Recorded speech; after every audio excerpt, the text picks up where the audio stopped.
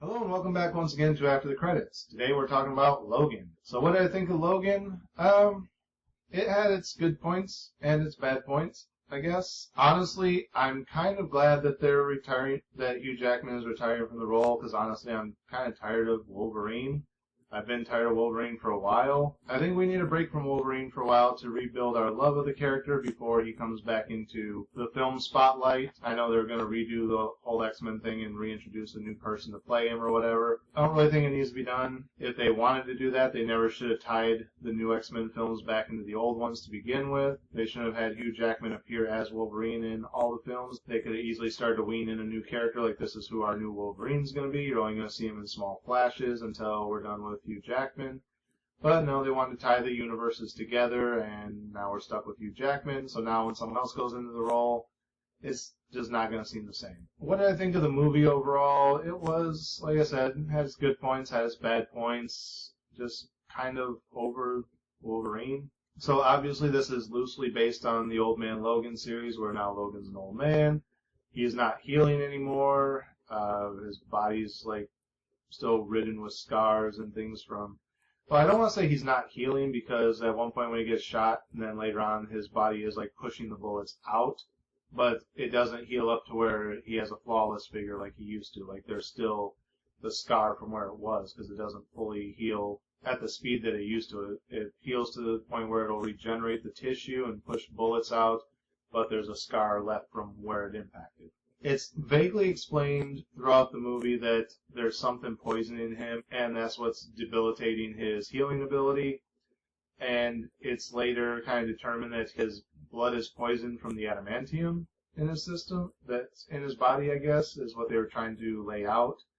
But they don't flat out say it. He just kind of suspects that it's the adamantium, but they don't actually say 100% that that's what it is. So this is set somewhere in the future, where apparently there was this catastrophic event that wiped out most of the X-Men.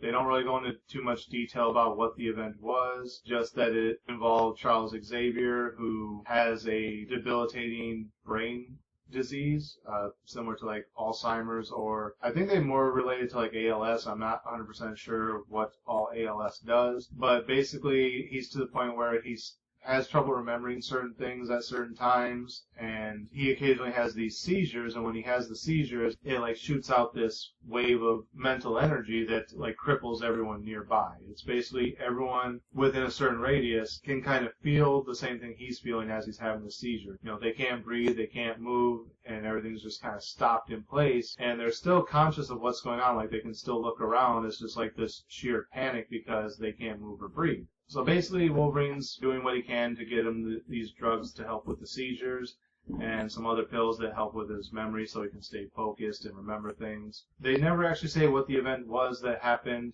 that killed everyone or did whatever it did, but they do say that he was responsible. So it was probably the first time he had one of these seizures. No one knew what it was, and it wiped everyone out. But basically, the X-Men are all gone except for Wolverine, Charles, and like a handful of other mutants scattered across the world. Not really any of the major players. And basically, through some course of whatever, no new mutants have been born in like 25 years. No natural ones. So this woman approaches Wolverine asking him for help because he's one of the X-Men, because apparently after there were no more mutants and all the other ones were killed off, somebody took the stories and created the X-Men comic books. So the comic books do exist in the world that Logan lives in. He basically just says, you know, it was a long time ago, it only happened once, and someone turned it into a story and made up all these other stories around it. So this woman comes to him thinking he's this hero, and he goes, you know, that's not who I am, that was never who I am, it was made up for the book. And she says, well, I need your help anyway, and eventually he agrees to help her. Basically, she wants to get out of the country and get to this rendezvous point where she'll supposedly be safe from the people that are after her. And she wants Wolverine basically to escort her there. He agrees because he wants the money that she's offering. And it turns out she ends up getting killed, so there's a girl left behind, and Charles tells him, you know, we have to take the girl there, it's important. So he agrees to take the girl there, and as they're going, he finds out the girl is a mutant too, which he doesn't understand because no new mutants have been born in 25 years. So where did this one come from? And it turns out an offshoot of the Weapon X program that he was involved in has been breeding children in test tubes, basically, using samples of dead mutant DNA tissue. So the girl that he's transporting just happens to be a clone based off of his DNA, and he's kind of upset about that at first. It's kind of like that whole Superman with Superboy thing in Young Justice, where he's not sure how to approach it, so he's kind of staying distant. Basically, it comes down to he finally accepts that he's her father, but at the same time he still kind of pushes her away, and when she questions why, and he says, anything I care about tends to die. And she goes, oh, I guess I'll live for a long time then, or something. Some sarcastic remark like that, because she thinks that he doesn't care about her when he actually does. Eventually they get to this rendezvous point that everyone's supposed to meet at, and it turns out there's a bunch of new mutant, all children, that escape from this facility, and they have to get across the border so that they can't be hunted because this facility doesn't have grounds to move into, like Canada and all that. So Wolverine's helping to take him there, and again, his healing factor is like non-existent anymore. He's old, he can't hardly, it's a struggle for him just to keep his claws out in a fighting position. So he's doing his best to try and fight off these forces, and the only time he really is effective is when they do something to piss him off and he kind of goes into his berserker rage, which he does like repeatedly throughout the film. And at that point, he kind of gets the adrenaline rush, his claws come fully out, he slashes the hell out of everyone. And it kind of ends with the children eventually getting across the border. Some other stuff happens in the film that I don't want to spoil for anyone. But at least for this point in time, it's definitely the last Wolverine film, at least starring Hugh Jackman. It does have a nice send-off for his character. I say nice, but it's kind of a weak send-off for his character, but based on the Old Man Logan story, it's fitting, I guess, in a way. I know they want to go back and do some other stuff with the X-Men stories, but like Patrick Stewart is retired from playing the Professor X character. Hugh Jackman is retired from playing the Wolverine character. So again, these are all people that they'll have to recast going forward, which they've kind of done with First Class and Days of Future Past and all that. Recasting Charles Xavier with a new actor now, that they can continue to have him play Professor X. But like I said, in Days of Future Past, when Jean Grey, spoilers, breaks Wolverine out of the containment unit at the Weapon X facility, that could have been a point where they introduced a new actor, and then it always would have been kind of up in the air, like, wait, was that Wolverine or was that someone else? And eventually have it turn out to be it's Wolverine, but they had Hugh Jackman play that part, so, obviously, how do you go forward from that and introduce Wolverine into later stuff other than in bit cameo parts until he unites with the X-Men at the start of what would have been the first X-Men film. So, yeah, it's kind of hard to, recast that character now. So I honestly just kind of hope they don't do anything else with the character until they finish up whatever it is they're doing and reboot the entire X-Men series, which at that point I don't know if they'll keep going with the studio they're in or if it'll resort back to Marvel, because there's that whole issue of you have to continue to make films once every couple of years, otherwise it resorts back to Marvel. And so far they've been doing pretty good at that. But when they did the reboot with First Class, they should have just did a full reboot. Okay, we ended the other series with X-Men 3, The Last Stand, I think it was called, and then just rebooted it with this new universe, and you could have introduced any actor to play Wolverine at that point. You didn't have to do the Days of Future Past, introducing Patrick Stewart back in as old Professor X versus young Professor X. You could have just had a different future Professor X, or the same character playing both roles, just with age makeup or something, instead of trying to unite the two universes. But they wanted to have the happier send-off to the original X-Men trilogy by kind of wiping out the entire third movie, oh yeah, nothing after the second one actually happened. And honestly, that third one wasn't that bad. You didn't need to do all that. So anyway, what was the point I was trying to make? Oh yeah, it was an okay wrap-up for the Hugh Jackman as Wolverine character. It was an okay wrap-up for Patrick Stewart as the Professor X character. But at the same time, there could have been more going forward. Now they've introduced X-23. But, they can still go forward with the character, but I don't really see them doing too much with her still as a child. They'll have to skip it ahead another 10 or so years to where she's kind of a teenager or young adult to really do anything with that character at this point.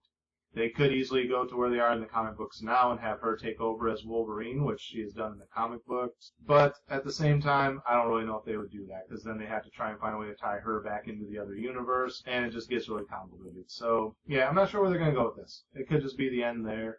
Again, there's a lot more to the story than what I've told you so far. I just don't want to spoil too much of it for you, because it was an okay film. My really only downfalls with the film are they tried to play up the R rating too much. Obviously, they did an R-rated Deadpool, and it was the better film out of all the PG stuff that they tried to put out. So now they're like, okay, well, let's do the R-rated Logan film too.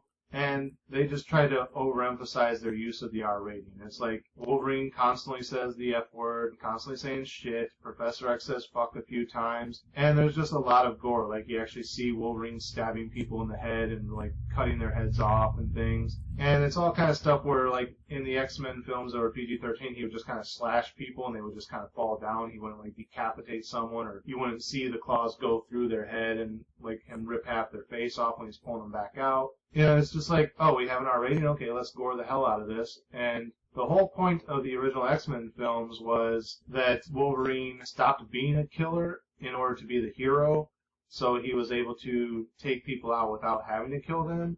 And now he's just kind of throwing all that away, and he's like, oh, screw it, I'm just going to kill everyone. And, like, even in X-Men Origins Wolverine and The Wolverine, he still kind of had that PG mentality where he would just slash people up without actually killing them. Or, you know, if he did kill them, it wasn't from cutting their head off, it was from him stabbing them in the shoulder and then just kind of bleeding to death when he pulled out. But now it's just like, oh, we can get away with the gore? Okay, let's have him actually slaughter people for no reason. And it's like, yeah, some of them are people that are shooting at him and all that, and he can't heal the way he used to. And he's going into berserker rage to defend himself. So yeah, a few people may get killed, but it's like every damn person he kills, he stabs in the head.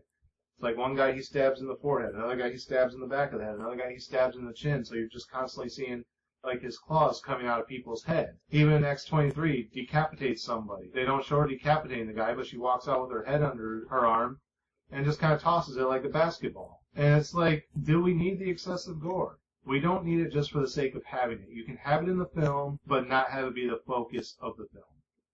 So it loses a little bit for me with that. The fact that they didn't really wrap up any of the stories, like what was making Wolverine sick. I mean, he kind of says that it's the adamantium and it's poisoning him and it's killed off his regenerative abilities, but your body regenerates. Shouldn't it be able to fight off adamantium poisoning? There's got to be something else at work here that's causing your illness, but they never explain what it was. They never explain what happened with Charles all those years ago, what he did that actually killed off all the other X-Men and all the mutants around the world. They never really fully diagnose what his symptoms are, like why he's sick. They don't really go much into the X program to explain that there were other clones and that she was the 23rd one. They just kind of say like, oh, all these other clones of these other mutants we made are all the other X's. So there's like one with firepower, so obviously he was probably cloned off of Inferno. There's one that has ice breath. She was probably produced off of Iceman's DNA. There's one that has telekinetic abilities, so probably Jean Grey or Professor X himself. No heat vision, none of that, but, so no Cyclops. There's one who can kind of harness the powers of nature. So she can, like, wrap you up in grass and weeds and stuff and suffocate you. Basically, those are the other X's, 1 through 22. And then there's also an X-24 that shows up, who, again, is another clone of Wolverine. So why are there 2 Wolverine clones when they're all child clones of other X-Men? Doesn't really make a whole lot of sense about the X program. Yeah, so there are some flaws in this movie that I think after the hype of it wears off and people go back and rewatch it, they'll probably point out a lot of this stuff, but right now it's still really hyped up because it's the last Wolverine film starring Hugh Jackman. Everyone loves the character. Everyone's really in this comic book hype right now. And the glamour of it is eventually going to wear off and people are going to poke holes in it. Just know that, you know, I was here saying it first right off the bat from the first time I saw the film. So what would I give it as far as a star rating? I was going to give it a 3.5 because, like I said, it was actually a fairly decent film. But, like I said, I am kind of over this whole X-Men, Wolverine, Hugh Jackman hype that everyone has going. I'm ready to move on from it. Even, like, a few years ago, you know, when the X-Men animated series was out in the 90s, everyone loved Wolverine, and I just kind of got overdone with Wolverine. I'm like, can we just stop with Wolverine already? And, you know, there's other X-Men other than him that are a lot more interesting than him. And he kind of died off for a while, and it wasn't until the X-Men film started that he kind of made a resurgence. And now here it is, like, 10 years later, and we're still hyped on Wolverine. It's like, enough already. There are other X-Men. Let's focus on some of them. That's why Deadpool is so popular, because he's not friggin' Wolverine. So yeah, I was going to give it a 3.5, but like I said, there's a lot of story elements they don't wrap up. I'm kind of over the Wolverine hype. And the excessive gore for the sake of we can do gore now because we have an R rating. I'm going to bump it down to a 3 from a 3.5. It's not a bad film. I'll eventually add it to the collection because I do collect comic book-based movies. for the most part, it's just kind of an average middle of the road for me. I wasn't bored watching it, but I wasn't excited watching it either, if that makes sense. I just watched it to know how the story ended, basically. So, yeah, it gets a 3, a middle of the road for me. So that's it for this episode. Again, as always, thank you guys for watching. Remember to like, comment, subscribe, share the video. The links are in the description. Click the bell up here in the corner. Make sure you're getting notifications every time I post new content. And until next time, we'll see you after the credits.